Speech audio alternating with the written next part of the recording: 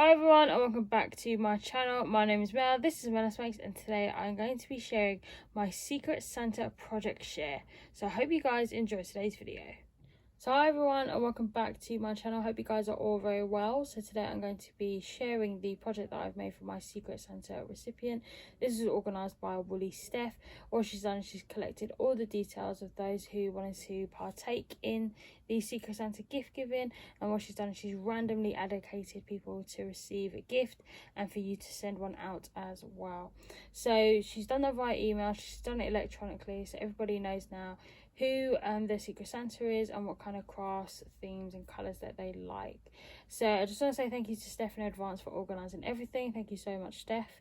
What I'll be doing is I'll be showing the project that I've made in this video, and also be showing the additional bits I'm going to be sending in the package as well. I'll also leave Woolly Steph's YouTube link in the description box, so please do go and follow and subscribe to her on YouTube.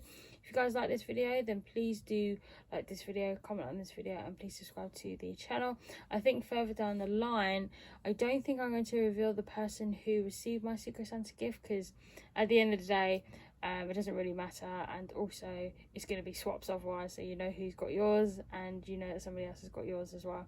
So let's remain it a secret because it is Secret Santa. I hope you guys enjoy today's video and let's get into it. So the first things that I'm going to share with you are the little bits and pieces that I'm going to include in the Secret Santa gift. So the first one I've got here, I'll show you the paper pads last. The first thing that I'm including is this. So this is the Vintage Lovers card making stamp and die set. It also has an embossing folder as well. So this has lots of keys, this watch, for example, this bike, some lots of berries and leaves. It's got this lovely gramophone in the middle as well. This has the die for the berries, and also has this lovely embossing folder on the right hand side. It's a really beautiful set, so I thought I would include this. So that is the stamp, die and embossing folder set. The next one I'm going to show you is this. So this is the collection that I've actually used for the project that I've made for the recipient, and this is the Vintage Diary by Crafter's Companion. So this is part of the signature collection by Sara. So this has a lot of like vintage themes, and also on the back it also has these like watercolor backgrounds on the back of each piece of paper. So you've got blue, you've got pink, you've got a purple as well, and then you've got like this beigey brown color. So this is the one with the blue background. So this has lots of like floral images, really vintage. It's got lots of like watches, lots of like little statuettes, like busts. It's got lots of this diamond patterns as well. I love the fact that it's been merged in with some of the script and words, so it's really pretty. Got lots of the flowers here. We've got some of these antique labels and signs. Got keys, got next to the rose and the dictionary, for example. We've got some of the more flowers here. We've also got some of the text here. It's got some of these lovely envelopes in the corner. It's got this lovely wax seal. It's got the envelopes. It's got the quill here with the ink pot. It's gorgeous. It's really beautiful paper. I've just used the 12 by 12 version to do the gift that I'm actually sending. This has some beautiful blue tones, which is really gorgeous. And it's got some of these lovely flowers, like these clusters of flowers, the envelopes. And then we have some of these ones that just have like some of these patterns on the front. It's just mixing in with a couple of the floral tones. Then we have some of these that have some of these pictures of the mother and her daughter, for example. Got lots of these roses here in the corner with the envelopes. I love the kind of merging of the patterns with the different flowers, different scripts. It's just such a gorgeous paper. It's really pretty. So it's really lovely. And I love the fact there are lots of like, it's not just focusing on just pink and red tones. It's got a lot of the blue as well, which goes really well with the collection. Yeah, it's just really beautiful. I love the paper. It's just got that really gorgeous kind of steampunky vintage feel to it, and it's really nice. So you get a lot of colourful pages with lots of patterns, script, and then you get a lot of like plainer pages. Like this one, for example, is quite more of a plain page. and that's really good for the backgrounds.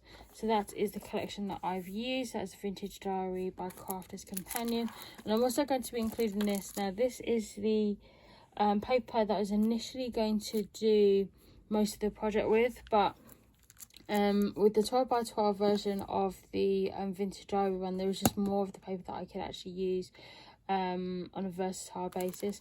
With the Stamperia one, it's just absolutely gorgeous patterns, maps, lots of little trinkets, like lots of geographical kind of elements, like the Eiffel Tower here, the lovely stamp codes, for example. They're just really, really beautiful, and I really love the mix of the blue tones rather than just the cream and beige tones. This is a really, really gorgeous collection. With Stamperia, you only get one of each piece of paper, and I think there was 10 sheets here, and I just didn't think there was going to be enough paper to use it, so I've decided to include it additionally with the Secret Santa project that I've made. So those are the bits that I'm going to be including in the Secret Santa gift package, and now I'm going to show you the project that I've made. So the first things that I've made are these flare buttons. So I've made this with the budget maker. I've just basically taken elements of the paper pad that I've used, and then what I've done is I've just circle cut the pieces to go with the badge maker to actually make them. So this has the postal stamp, this has this lovely rose here. Some of it just has text and labels and patterns from the Vintage Diary papers, and they're just really, really beautiful. So if, for example, the recipient wants to use these for other makes that they would like to create, then they can do that as additional elements or embellishments on top. So just made these lovely flare buttons. And this is the main project that I have decided to gift to my Secret Santa recipient. This is a folio that I've made. I've actually made it out of craft cardstock. It actually has some of the elements on here. So it has this gorgeous back here on the reverse side, and it has the front here with the lovely clock, the watch, and then the bust here with the lovely postal mark here. It's got some of the labels here, and I just love the mix of the diamond pattern on the back. I just love these shades of like brown and red that have merged in together. I really, really love that. I really love the effect that it gives, and because the person really likes vintage, this is the perfect paper collection to use for this. So this is one of these trifold folios that I decided to create. This is the inside of the folio. So this is where you can actually just stick some of your photos, for example, or you can do journaling text, for example. So if you had messages to write, notes to write in there, then you definitely could put like some journaling elements in there, or some little quotes or headlines, for example. So if you want to put a photo here, then you definitely could. Then in the middle, what I've done is I've just created this waterfall in the middle, and what I've done is I've actually just used some of the papers just to highlight the pages that aren't necessarily covered. So I've just put this piece of the patterned paper at the top here, and I've just created this five waterfall layers. So they've just got different coloured papers from the collection, and these are really, really beautiful. I've just put magnets here at the bottom so it actually holds together. So this has 5 of the waterfall flaps here, so you got all decorated with different types of the paper from the collection. I really loved how this actually turned out.